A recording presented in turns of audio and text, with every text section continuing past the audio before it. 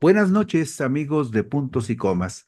Les agradecemos mucho que nos acompañen en este segmento informativo en el cual documentamos hechos de la vida pública para tener más elementos que nos permitan hacer un análisis razonable para tratar de comprender cómo nos afectan los acontecimientos de nuestro entorno.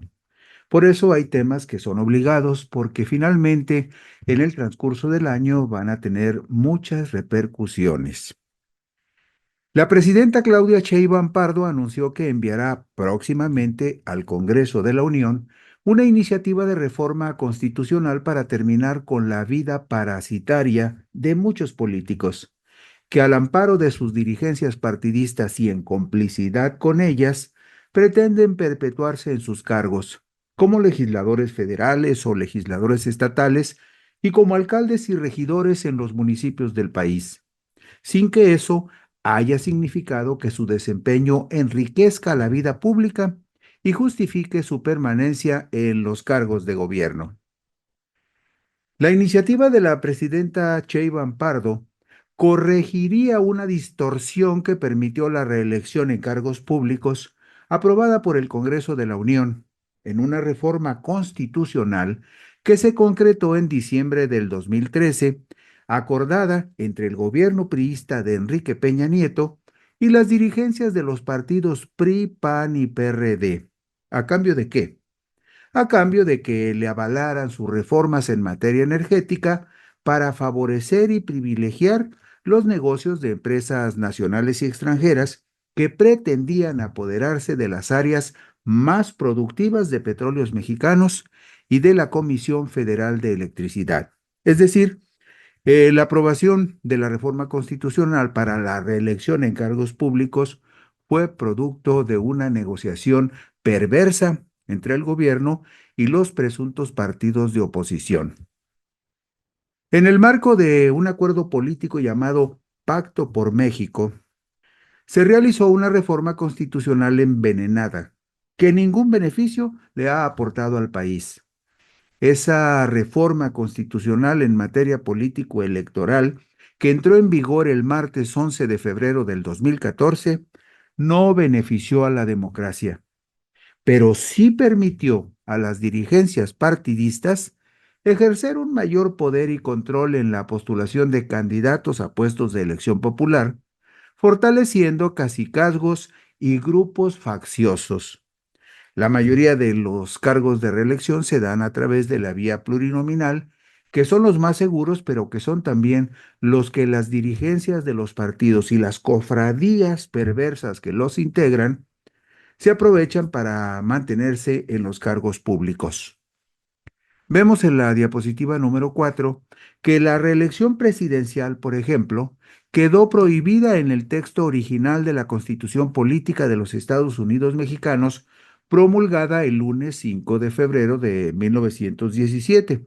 Ustedes saben que la próxima semana estaremos conmemorando el aniversario de la Constitución Política de 1917, pues ese mandato superior en términos jurídicos establecía en su artículo 83 lo siguiente: el presidente entrará a ejercer su encargo el 1 de diciembre.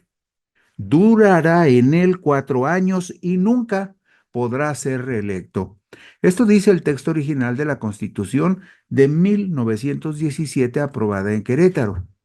En la diapositiva número 5 vemos, sin embargo, que seguía, a pesar de que esa disposición se estableció en la Constitución del 17, siguió latente la tentación y la ambición de establecer poderes transeccionales, como se observa en la reforma constitucional publicada en el Diario Oficial de la Federación el sábado 22 de enero de 1927, siendo presidente de la República Plutarco Elías Calles, quien se hacía llamar el jefe máximo de la revolución. 10 años después de promulgada la Constitución del 17, se reformó el artículo 83 en los siguientes términos. Véalo usted con atención en esta diapositiva 5. Artículo 83. El presidente entrará a ejercer su encargo el 1 de diciembre del año en que se celebre la elección. Durará en él 4 años, aunque durante ese periodo hubiera obtenido licencias en los casos que permita la Constitución. No podrá ser electo para el periodo inmediato, pero pasado este, podrá desempeñar nuevamente el cargo de presidente solo por un periodo más. Terminado el segundo periodo de ejercicio, quedará definitivamente incapacitado para ser electo y desempeñar el cargo de presidente en cualquier tiempo. Es decir, Plutarco Elías Calles promueve una reforma para quitarle al artículo 83 su definitividad en cuanto a la prohibición de que quien fuera presidente no podría volver a ocupar ese cargo. Usted sabe que hay un periodo en la historia de México que se conoce como Maximato, donde Plutarco Elías Calles ninguneó a dos o tres presidentes de la República. Pues bien, quería, en esta reforma del 22 de enero de 1927, poner las bases para estar en la presidencia, dejar algún pelele en la presidencia y volver el siguiente periodo. Bueno, agrega también esta reforma al artículo 83 del 22 de enero de 1927 que el ciudadano que sustituyera al presidente constitucional en caso de falta absoluta de éste, no podrá ser electo presidente para el periodo inmediato. Tampoco podrá ser electo para el periodo inmediato el ciudadano que fuera nombrado presidente interino en las faltas temporales del presidente constitucional. En esta reforma, en esta reforma, lo que quedaba abierto era la posibilidad de que el presidente pudiese dejar a un pelele en el gobierno para regresar 4 años después, porque entonces el periodo de gobierno era de 4 años. Vamos a la diapositiva 6, porque estas tentaciones de Maximato fueron verdaderamente nulificadas unos años después. Estamos hablando que la Constitución se reforma en su artículo 83 por primera vez en 1927, pero 6 años después se le pone otra vez una limitación definitiva a las ambiciones de reelección en el cargo de presidente de la República. En la diapositiva número 6 vemos que la posibilidad de la reelección presidencial no estuvo abierta mucho tiempo, pues el sábado 29 de abril de 1933, siendo presidente de la República, presidente sustituto, Abelardo L. Rodríguez, se publicó otra reforma constitucional que cerró cualquier posibilidad de que un mandatario nacional pudiera volver a ocupar ese cargo. El artículo 83, reformado en 1933, dice lo siguiente: el presidente entrará a ejercer su encargo el 1 de diciembre y durará en él 6 años. Ya están hablando aquí de un sexenio de gobierno. El primer sexenio de gobierno, usted lo recordará, lo cumplió el presidente Lázaro Cárdenas, electo en 1934, y duró en el cargo hasta 1940. Fue el primer periodo seccional que efectivamente se ejerció en la República. Aquí ya en la reforma del artículo 83, perdón, el artículo 83 en 1933, ya se habla de que el presidente entrará a ejercer su encargo el 1 de diciembre y durará en él 6 años, los 6 años siguientes a partir del 34 que duró el general Cárdenas. El ciudadano que haya desempeñado el cargo de presidente de la República electo popularmente o con el carácter de interino, provisional o sustituto, en ningún caso y por ningún motivo podrá volver a desempeñar ese puesto. Y ahí le cerraron la puerta a las ambiciones de cualquier cacique que pretendiera de alguna manera manipular la sucesión en la presidencia de la República a través de interpósita persona para tratar de estar más de un periodo en la máxima, en el máximo cargo de la República. Abelardo L. Rodríguez relevó en el cargo de presidente a Pascual Ortiz Rubio, quien en 1932 renunció a la presidencia de la República argumentando que alguien no le dejaba gobernar con libertad. Y se refería, por supuesto, a Plutarco Elías Calles, quien se había autonombrado jefe máximo de la Revolución Mexicana. Abelardo L. Rodríguez fue presidente sustituto de 1932 a 1934. Es decir, fue el que antecedió al presidente Lázaro Cárdenas. Vemos en la diapositiva número 7 una variable diferente que se refiere esta a otros cargos de elección popular que, como sabemos, sí llegaron a modificarse. En la diapositiva 7 vemos que en el texto original de la Constitución Política de 1917 no se prohibía expresamente la reelección de diputados federales y de senadores.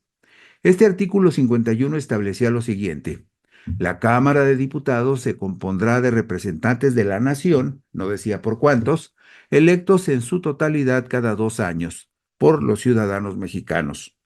Agregaba en su artículo 56 de la Constitución del 17, la original, agregaba en el artículo 56, la Cámara de Senadores se compondrá de 2 miembros por cada estado de la República y 2 más por el Distrito Federal, nombrados en elección directa. Pero en el artículo 58 se explicaba: cada senador durará en su encargo 4 años y la Cámara de Senadores se renovará por mitad cada 2 años. Como usted puede ver, en estos artículos 51 y 56 no se establece ninguna prohibición de la posible reelección de diputados federales y senadores. Estamos hablando del texto original de la Constitución de 1917. Bueno, pero en la diapositiva número 8 vemos cuando se reforma nuevamente este artículo 51 y el artículo 56 y 59 para ponerle freno a la posibilidad de la reelección de diputados y senadores. Fue hasta la reforma constitucional publicada en el Diario Oficial de la Federación el sábado 29 de abril de 1933. Esto lo vemos en la diapositiva 8, 29 de abril de 1933, también durante el gobierno de Abelardo L. Rodríguez, cuando se cerró claramente la puerta a la reelección de diputados y senadores, pero se aumentó el periodo de gestión. El artículo 51, reformado en 1933, dice: la Cámara de Diputados se compondrá de representantes de la nación, electos en su totalidad cada 3 años. La reforma modifica de 2 a 3 años el periodo de los diputados federales. En el artículo 56 se establece que la Cámara de Senadores se compondrá de 2 miembros por cada estado y 2 por el Distrito Federal, electos directamente y en su totalidad cada 6 años. Aumenta con esta reforma el periodo de los senadores de 4 a 6 años. Y finalmente, se establece claramente la prohibición de la reelección de senadores y de diputados federales en el artículo 59. Dice simplemente lo siguiente: los senadores y diputados al Congreso de la Unión no podrán ser reelectos para el periodo inmediato, con una aclaración pertinente en el reformado artículo 59. Los senadores y diputados suplentes podrán ser electos para el periodo inmediato con el carácter de propietarios, siempre que no hubiesen estado en ejercicio, pero los diputados y senadores propietarios no podrán ser electos para el periodo inmediato con el carácter de suplente. ¿Qué es lo que se evitó con esta reforma? Una cosa muy simple: que si un senador termina su periodo y empuja a su suplente para que sea candidato titular a la senaduría en el siguiente periodo, bien podría él ir como suplente y después pedirle, exigirle o imponerle al que fue su suplente que renuncie al cargo para quedar nuevamente él como senador titular. Una especie como de lo que vemos en la actualidad de aquellos que postulan un candidato para alguna alcaldía o diputación, un candidato, digamos, de paja, que nada más participa, pone su nombre, aparece en la boleta, pero que una vez concluida la elección, renuncia al cargo para que entre su suplente. Para evitar eso, en esta reforma de abril del 33, de 1933, se estableció que los senadores y diputados suplentes podrían ser postulados para el periodo inmediato siguiente con carácter de propietarios, pero que quienes fueron los propietarios no podrían ir en el periodo siguiente como suplentes. Ya ve usted cómo son de tramposos muchos políticos. Entonces, para evitar esa tentación, se estableció eso en la Reforma Constitucional de 1933. Y vamos al asunto moderno. ¿Por qué? Porque una de las presunciones que se argumentaron para justificar la reelección de legisladores federales y estatales, así como presidentes municipales, regidores y síndicos, es que eso ayudaría a su profesionalización, algo que sabemos que en la práctica no ha ocurrido. Los políticos dicen muchas cosas, pero en los hechos concretos nos damos cuenta de que no es cierto. Decía, no, bueno, es que si un regidor, un diputado local, un diputado federal dura 2 o 3 veces en el cargo, pues va a aprender muy bien. Pero sabemos que hay maderas que no agarran el barniz, que hay políticos que nunca van a aprender nada porque no van al servicio público con el propósito de aprender o de servir, van nada más con el propósito deliberado de robar. Bueno, también se argumentó que la reelección le daría estabilidad política a los ayuntamientos y a los congresos, algo que en la práctica no ocurrió, pues solo contribuyó a perpetuar en sus cargos a fósiles y caciques en los partidos políticos. Tampoco funcionó el supuesto de que legisladores, alcaldes, regidores y síndicos se esmerarían en cumplir responsablemente sus tareas ante el temor de que el pueblo los castigara en las urnas, riesgo que fue superado al ser postulados muchos de ellos por la vía de la representación proporcional, proceso en el cual no es determinante el voto directo de los ciudadanos. Es decir, muchas argucias para justificar algo que en la práctica no ha aportado mayores beneficios, más que crear cofradías de parásitos que viven como presuntos representantes populares pagados por el dinero del pueblo sin aportar ningún beneficio al país.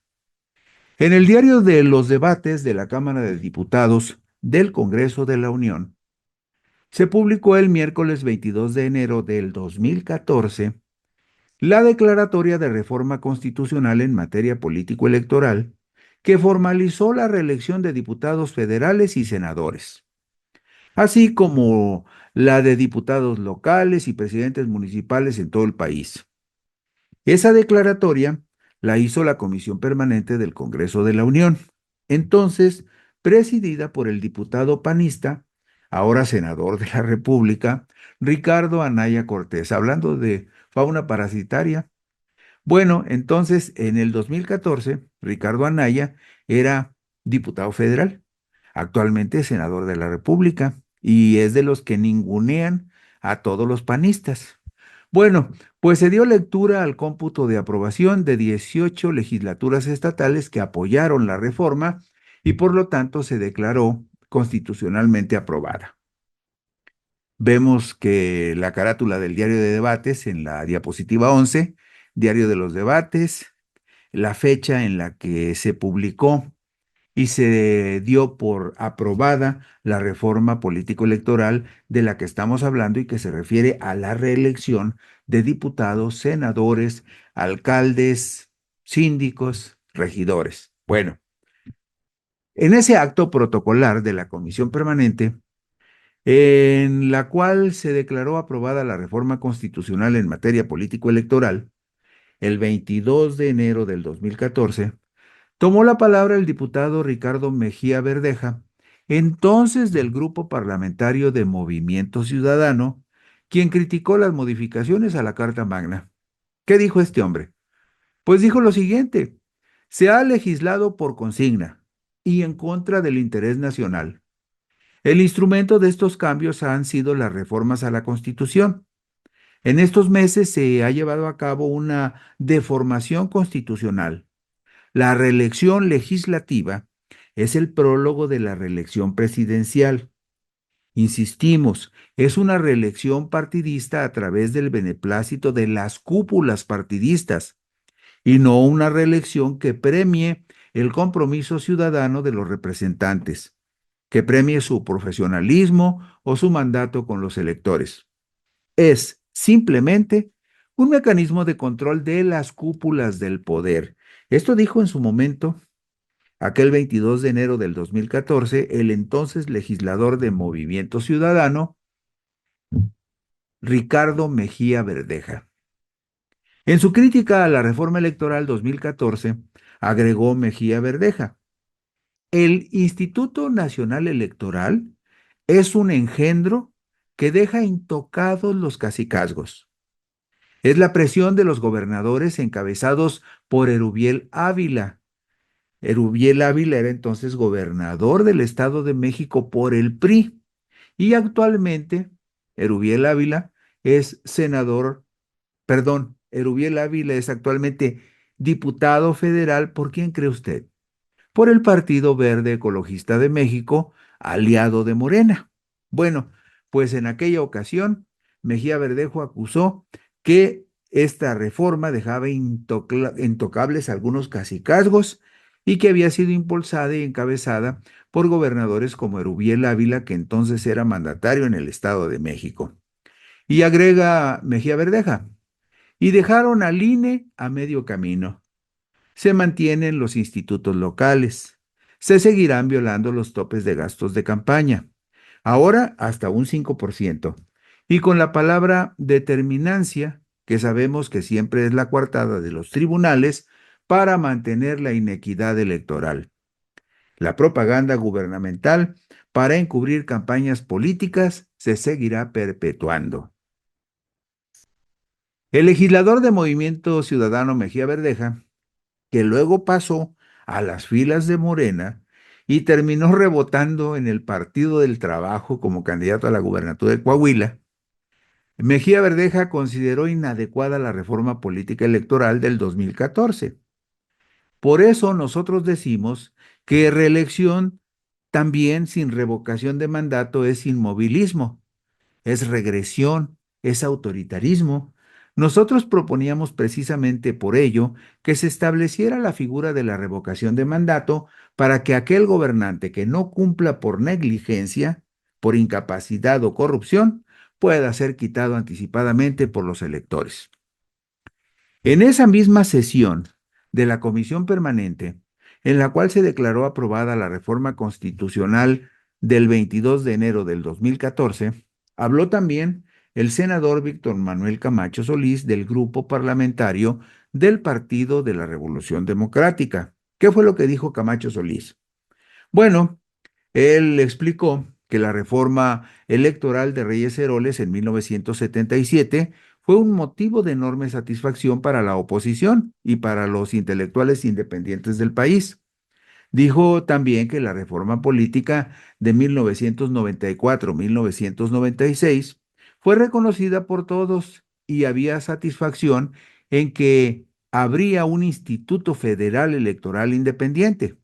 Sin embargo, al referirse a la reforma de diciembre del 2013, en esta ocasión la reforma política es un tema forzado.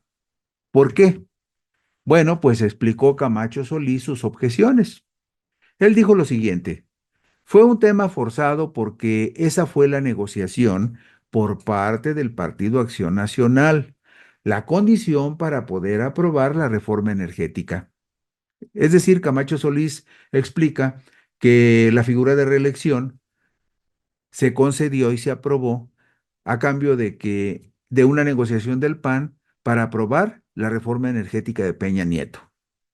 Y entonces, dice Camacho Solís, y entonces hicimos una reforma política llena de prisas, llena de candados, con muchas cosas que le quitaron el vigor en muchos de los puntos que podrían haber sido útiles. Se establece una reelección, pero no serán los ciudadanos quienes decidan, sino serán los partidos. Esto dijo Camacho Solís, un hombre con mucha experiencia en cuestiones políticas. Y mucho de esto tiene que ver con la idea que tiene Claudia Sheinbaum de que hay que suprimir la reelección para terminar con una fauna parasitaria. Pues bien, vamos a la diapositiva 17, porque la reforma electoral aprobada por el Congreso de la Unión en diciembre del 2013, durante el gobierno de Enrique Peña Nieto, Fue publicada y promulgada en el Diario Oficial de la Federación el lunes 10 de febrero del 2014 y entró en vigor al día siguiente, ajustada a los plazos establecidos en algunos artículos transitorios. Veamos lo siguiente. El reformado artículo 59 estableció lo siguiente. Los senadores podrán ser electos hasta por 2 periodos consecutivos y los diputados al Congreso de la Unión hasta por 4 periodos consecutivos. Pero fíjese usted, aquí está el candadito para darle más poder a las dirigencias partidistas. También dice el artículo 59 que la postulación para la reelección solo podrá ser realizada por el mismo partido y por cualquiera de los partidos integrantes de la coalición que los hubieren postulado, salvo que hayan renunciado o perdido su militancia antes de la mitad de su mandato. Y el artículo transitorio 11º aclaraba que la reforma al artículo 59 sería aplicable a diputados y senadores que sean electos a partir del proceso electoral del 2018. Estamos hablando que esta reforma se promulga en el 14 con vigencia a partir del 2018, que fue cuando ya se pudieron reelegir los diputados y los senadores electos a partir del 2018. Mientras tanto, el reformado artículo 115 constitucional estableció lo siguiente. Las constituciones de los estados deberán establecer la elección consecutiva para el mismo cargo de presidentes municipales, regidores y síndicos por un periodo adicional, siempre y cuando el periodo del mandato de los ayuntamientos no sea superior a 3 años. La postulación solo podrá ser realizada por el mismo partido o por cualquiera de los partidos integrantes de la coalición que lo hubieran postulado, salvo que hayan renunciado o perdido su militancia antes de la mitad de su mandato. Es decir, más poder a las dirigencias, a las camarillas políticas, para decidir quiénes pueden o no pueden reelegirse. Por su parte, el artículo transitorio 14, lo vemos en la diapositiva 18, el artículo transitorio 14 especificaba esto. La reforma al artículo 115 de la Constitución en materia de reelección de presidentes municipales, regidores y síndicos no será aplicable a los integrantes que hayan protestado el cargo en el ayuntamiento que se encuentre en funciones a la entrada en vigor del presente decreto. El decreto entró en vigor el martes 11 de febrero del 2014. Quienes estaban en funciones en ese momento, como presidentes, regidores o síndicos, no podían obtener el beneficio de la reelección en el periodo siguiente. También, vamos a la diapositiva 19, también se reformó el artículo 116 constitucional que quedó en los siguientes términos.